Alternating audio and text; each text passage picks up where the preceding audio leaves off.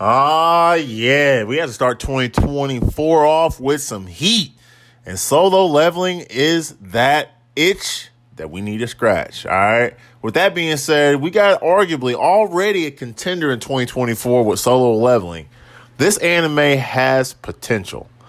And of course, in typical shonen form, we run into the simp king, JinWoo Sung. He's a weak kid whose parents are in the hospital, and he's the family's backbone.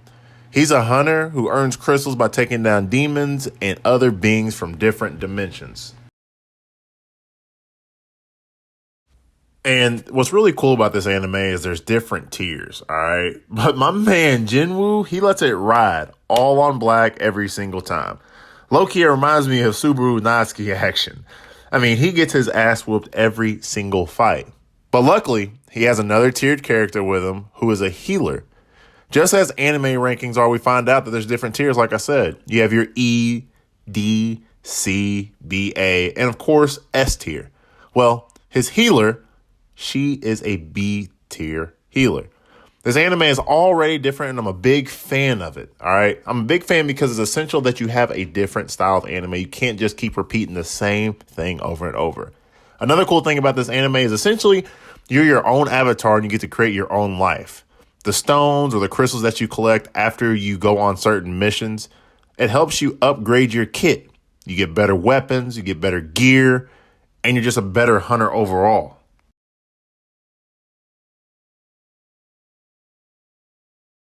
And honestly, low-key, like I said, it's some GTA action. You can create your own character. This anime is also a perfect blend of Seven Deadly Sins.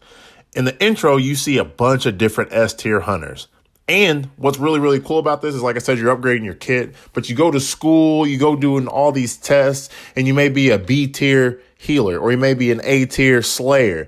And they have different agencies due to there being demons coming through different dimensions, due to there being different monsters coming through dimensions, and you're recruited. So I think it kind of plays into the Seven Deadly Sins, but it's also mixed with some Demon Slayer-esque, because, like, these boys are hunting everything. You have your E-tier goblins. You've got your B-tier monsters. You've got your S-tier giants. This is a fresh take on anime because I've never really seen it where these characters can develop their own kit and then also be recruited and brought on to the different types of teams. Now, outside of that, we really don't know too much about Jinwoo, but his entrance into the show is funny.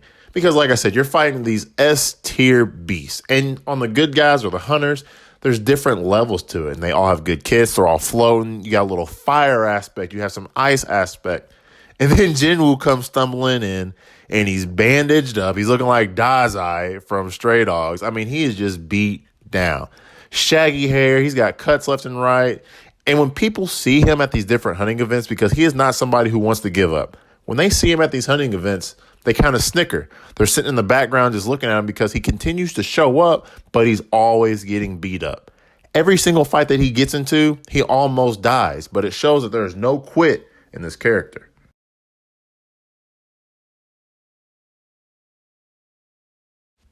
The opening scene, we see knights, which are one of the hunters, and they have shields, they have swords, they have spears, they have daggers. So we're not really sure of the timeline, but upon the entrance, that shows you as a kickback from 10 years ago. And then later on in the episode, it comes in the present time, which is 3 years later, and it looks modern. There's offices, there's buildings. So we're not really sure of the setting, which I'm perfectly fine with, but you're kind of dropped all over the place. But, you know, that's a trade-off. And how solo leveling enters in episode 1, I can tell that they're fully dedicated. And I've got high hopes for this. With the different characters, the different POVs, the mixture of the timelines, I really do think this may be a breakout anime of 2024. And that's going to fall on the shoulders of Jinwoo and the guys. That's episode 1. Be sure to like and subscribe. Check out the rest of the videos. Going to be dropping weekly reviews and episodes on solo leveling. Let's start off 2024 with a bang. Appreciate the support. We're at 125 subs. Go ahead and click that subscribe button. Tell me what you thought about episode 1 of Solo Leveling. Don't forget to like, subscribe. Holla back at your boy.